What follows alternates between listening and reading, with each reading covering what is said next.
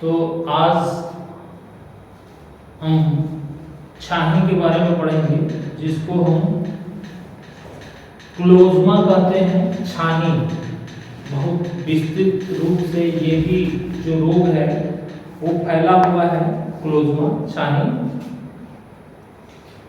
जो खास करके चेहरे और पीठ और हाथों पर भूरे भूरे जो है कालिमा लेते हुए आता है। ये छानी जो खास करके छानी जो है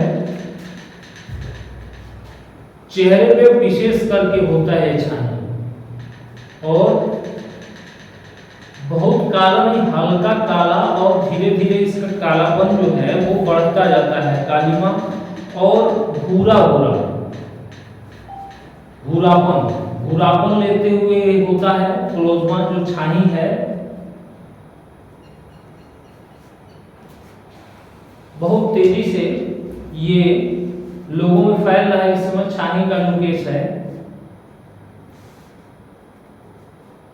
इसकी जो चिकित्सा है इलेक्ट्रोहोम्योपैथी में, तो मरीज जब कोई भी इस तरह का आता है तो इसमें बहुत विशेष प्रकार के ऐसे सिम्टम्स नहीं होते हैं जिससे कि बहुत परेशानी हो उसको, लेकिन देखने में भद्दा लगता है, उसका चेहरा जो है भद्दा लगता है छानी की वजह से। ये नाक पर हो जाता है, फिर ये ठुड्डियों पे यहाँ पे हो जाता है, और नाकों पे हो जाता है, चेहरे पे ललाट पे भी देखने को मिलता है हमको, खास करके छानी। तो ये इसी को हम क्लोज़मा कहते हैं। ये क्लोज़मा छानी।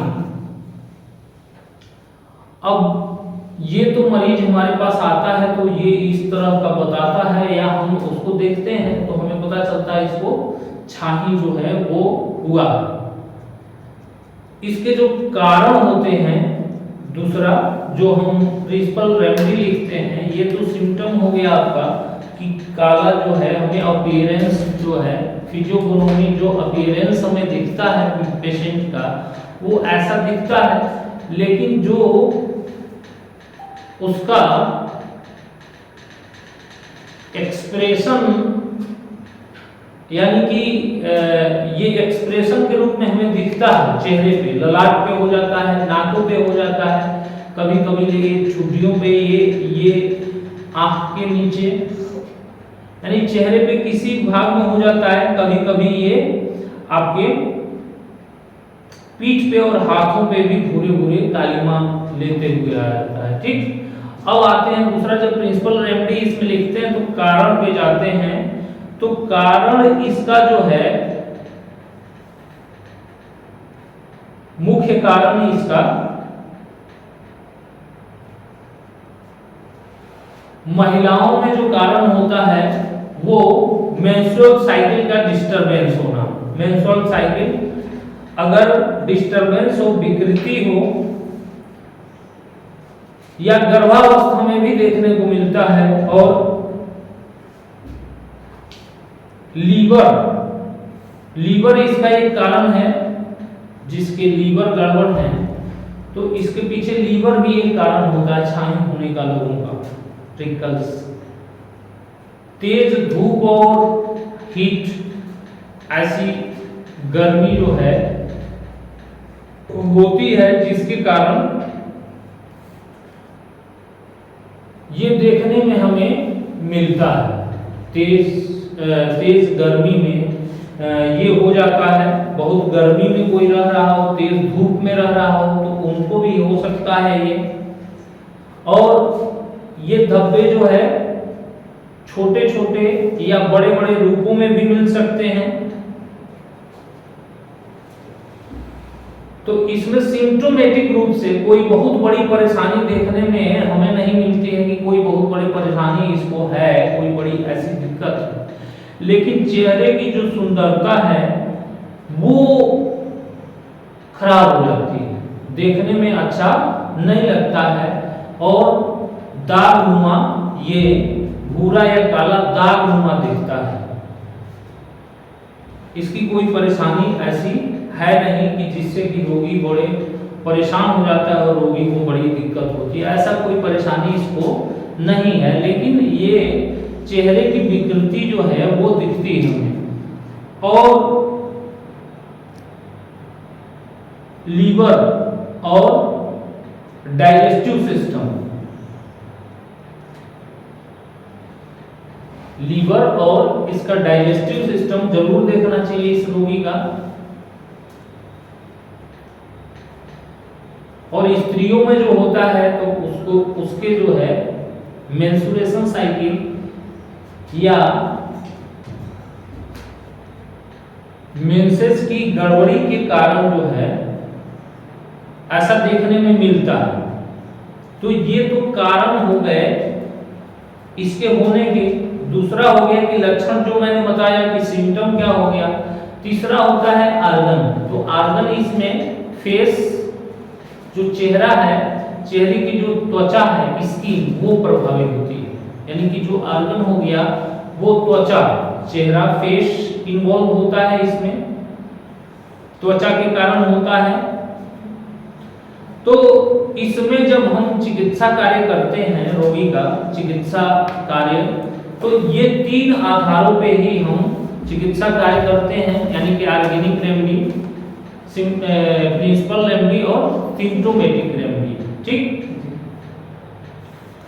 तो सिम्प्टोमेटिक रेमेडी जो इसको देते हैं, चेहरे पे कालापन है तो उसको हम, हमारी दवाई जो है सिम्प्टोमेटिक रूप में, एप्लीकेशन के रूप में एक्सटर्नल एपीपी जो है लगाने के लिए प्रयोग किया जाता है। एपीपी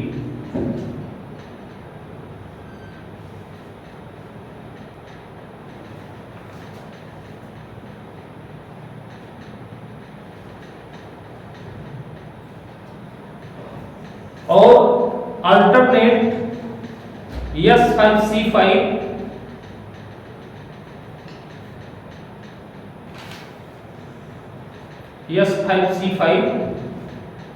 और G,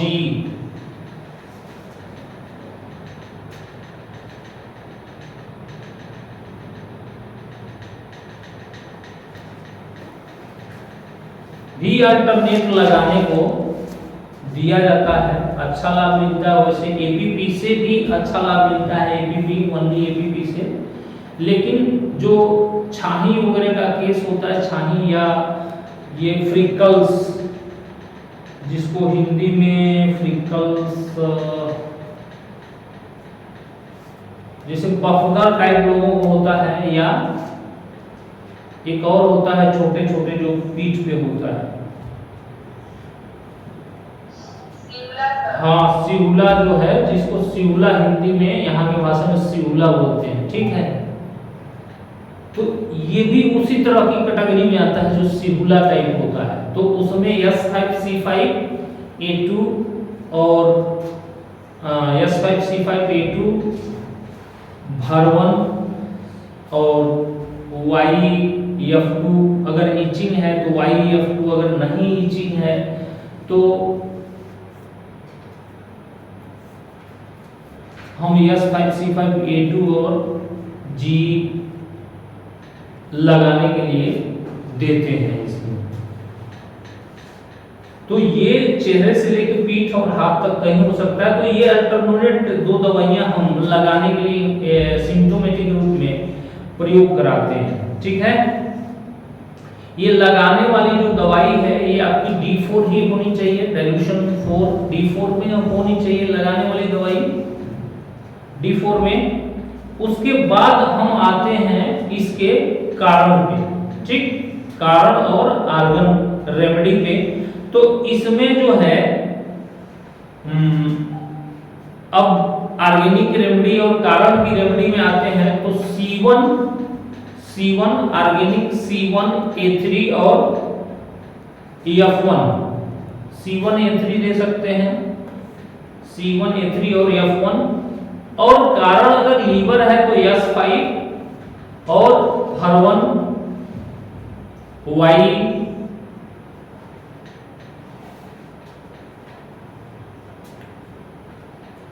मासिक धर्म की गड़बड़ी है तो C1 आपकी काम कर जाती है, या गर्भावस्था में है तो C1 काम कर जाएगी।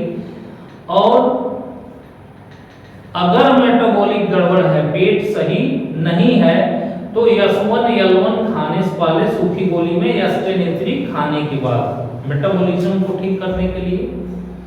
बाकी ये जो दवाई मैंने बताई कि C1 A3 और F1, ठीक, ये आपकी हो गई ऑर्गेनिक के रूप में, और कारण के रूप में S5 वर्वन और Y, और जो सिम्टोमेटिक है उसको APP, और जो एप्लीकेशन मैंने बताया।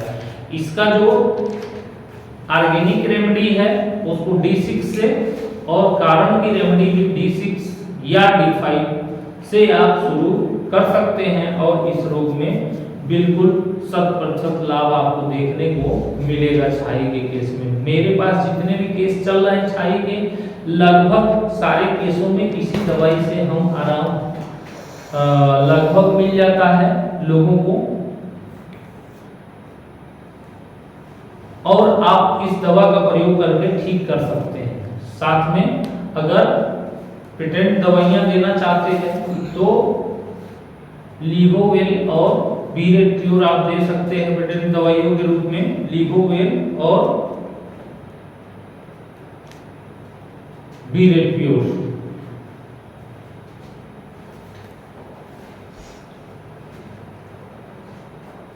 तो ये हो गया आपकी छानी की चिकित्सा। इस तरीके से आप छानी की चिकित्सा कर सकते हैं।